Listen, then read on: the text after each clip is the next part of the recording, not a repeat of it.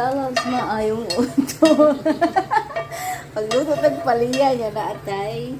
Kamatis, sibuyas o ahos. Yan nasa tadyari paminta o mantika. Siyempre mantika o asin, no? O yan, atong pamalakasang kawali. Guwapa ka istanan. Kasing ganda ko. So, inunod na nato atong mantika.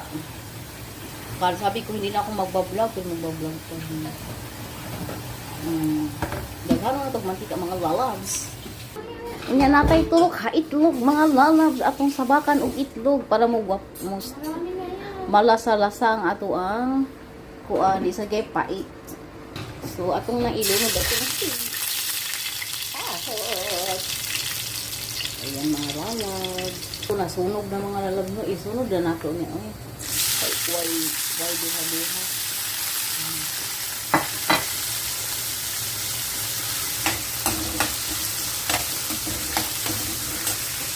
Unya, gibatil na kung itlog no, duha na lang mga lalabs kay baho man ang usa. Lalabs, nabisi tanong na siya magic sarap. Ako na lang din pakayupan. Di ko ganahan overcook. So mga lalabs, utang na to pamenta.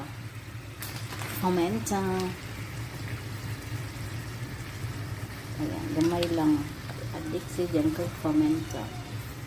Sige, magkay-ukay kay ang akong kalaha is mudagan-dagan.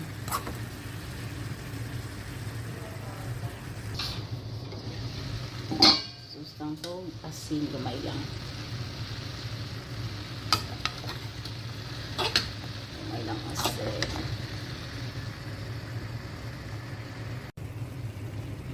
So, ang atong bitter gourd, wala pa siya egg.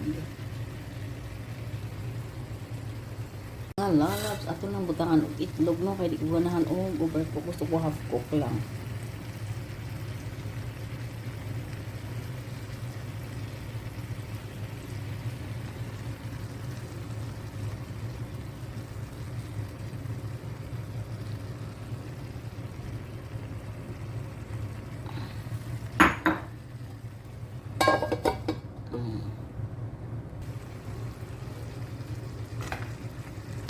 May egg.